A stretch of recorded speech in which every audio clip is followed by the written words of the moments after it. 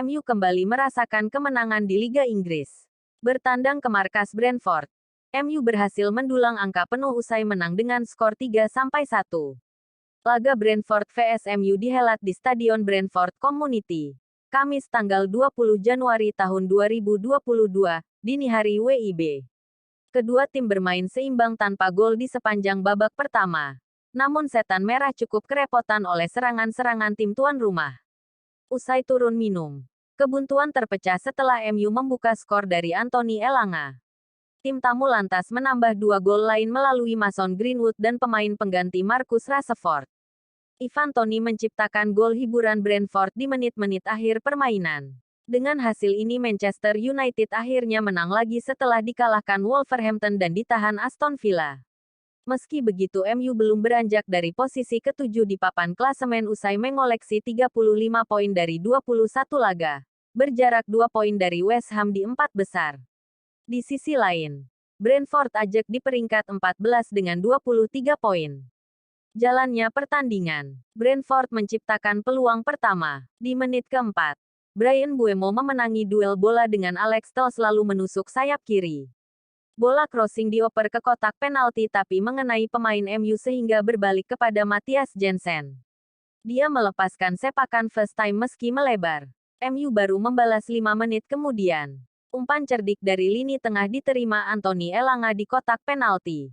Sundulan Elanga meluncur ke tiang jauh tapi Brentford bisa menyapu bola. Ancaman Brentford bertubi-tubi. Pertahanan MU terbuka sehingga bola terobosan di kotak penalti diteruskan Christian Norgard dengan sepakan yang sukses diselamatkan David De Gea.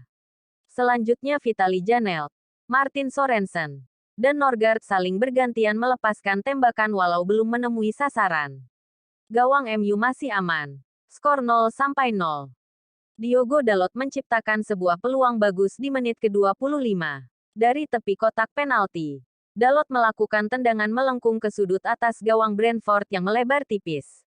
7 menit kemudian, Brentford kembali menguji De Gea. Serangan balik Brentford dari sepak pojok MU diakhiri oleh kerjasama bagus antara Janelt kepada Ivan Toney. Umpan terobosan Toney meloloskan Jensen sehingga tinggal berhadapan dengan De Gea. Namun, sepakan Jensen bisa dihalau. Bola rebound dicecar Janelt tapi mengenai Rafael Varane sebelum melenceng. MU mengawali babak kedua dengan lebih baik. Crossing Bruno Fernandes menemui Cristiano Ronaldo kemudian menanduk bola yang meluncur mengenai mistar gawang Brentford sebelum diamankan. Brentford membalas. Kerjasama Mbeumo dan Jensen meloloskan pemain yang disebut terakhir di sepertiga lapangan. Jensen melepaskan tembakan mendatar meski bisa ditangkap De Gea. Di tengah tekanan Brentford, MU berhasil mencuri gol. Anthony Elanga membawa MU memimpin 1-0 di menit ke-55.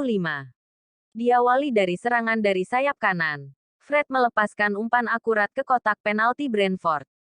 Elanga mengontrol bola dengan kakinya, lalu mengecoblos dengan sundulannya. MU bermain lebih percaya diri setelah unggul. Kurang dari 10 menit kemudian, Mason Greenwood memperbesar keunggulan MU menjadi 2-0.